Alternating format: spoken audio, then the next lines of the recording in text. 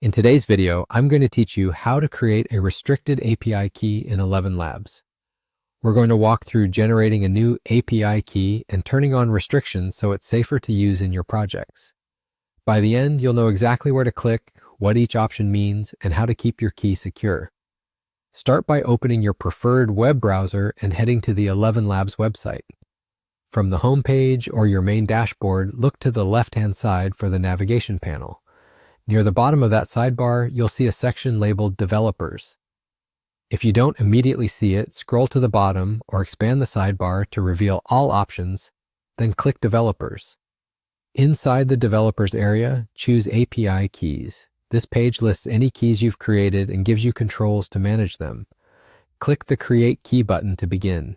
You'll be asked to name your key. Pick a clear, descriptive name that tells you what it's for, like the project or environment that will use it. Consistent naming makes it easier to track and rotate keys later. Just below the name field, you'll find the Restrict key option. Toggle this on. Restrictions are an important safeguard. They limit how and where the key can be used, which reduces the risk if it's ever exposed. Even if you're creating a key for testing, enabling restrictions is a best practice that helps protect your account and usage. Think of it like giving your key a specific job with boundaries instead of a blank check. Once you've set the name and turned on restrictions, click Create Key. ElevenLabs will generate your new key. Treat it like a password, keep it private, and store it securely in a trusted secrets manager or a secure vault. Many platforms display the full key only once, so if you need to reference it, make sure you save it in a safe place right away.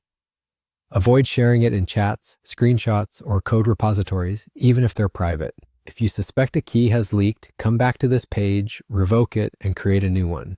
That's all there is to it. You navigated to Developers in the bottom left toolbar, opened API keys, clicked Create Key, gave it a descriptive name, enabled Restrict Key, and finalized the creation. With your restricted API key ready, you can integrate more confidently, keeping your projects organized and your account safer.